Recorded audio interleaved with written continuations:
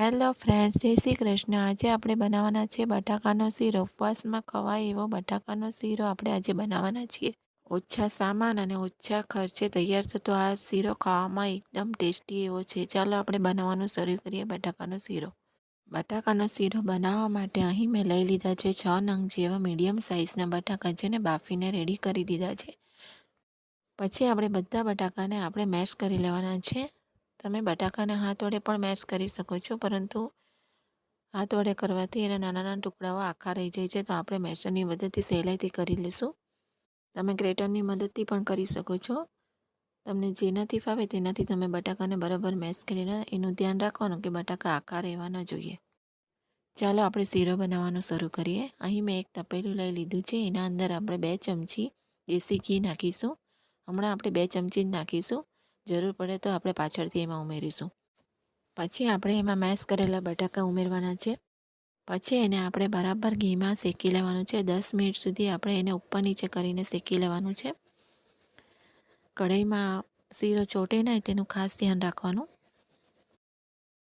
આ રીતે તમારે સતત હલાવીને શીરાને શેકવાનો રહેશે। જેટલો તમે શેકશો તેટલો એનો સ્વાદ વધારે આવશે। અહીં તમે નોનસ્ટિક કઢાઈનો ઉપયોગ કરશો તો વધારે સારું, ચીપકવાની શક્યતા ઓછી રહે। તમે જોઈ શકો છો ફ્રેન્ડ, આ રીતે આપણો શીરો એકદમ સારી રીતે એવો શેકાઈ ગયો છે અને કલર પણ ચેન્જ થવા આવી ગયો છે અને થોડો ડ્રાય થઈ ગયો એવું તમને લાગે તો તેમાં તમે ઉપરથી ઘી ઉમેરી શકો છો। અહીં મેં 1 ચમચી ઉમેર્યું છું અને પછી બરાબર મિક્સ કરી લેવાનું છે। પછી આપણે એમાં નાખીશું 1 વાટકી ખાંડ અને એને પણ આપણે બરાબર મિક્સ કરી લેવાનું છે। ખાંડ પીગળે નહીં ત્યાં સુધી આપણે એને હલાવતા રહેવાનું છે। અહીં આપણી ખાંડ બરાબર પીગળી ગઈ છે। તમે આખી ખાંડના બદલે દળેલી ખાંડનો પણ ઉપયોગ કરી શકો છો। પછી આપણે એમાં ઉમેરીશું 1 ચમચી ઇલાયચી પાવડર અને ડ્રાયફ્રૂટમાં લઈ લીધા છે બદામ। આ રીતે આપણો હલવો બનીને રેડી થઈ ગયો છે।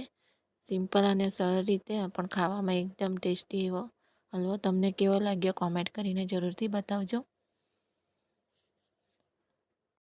તમને મીઠું ખાવાનું મન હોય અને ઘરમાં બટાકા પડ્યા હોય તો તમે ઝટપટથી આ હલવો તૈયાર કરી શકો છો। અહીં મેં હલવો બાઉલમાં કાઢી લીધો છે અને આપણે ઉપરથી એમાં ડ્રાયફ્રૂટ્સ નાખીશું।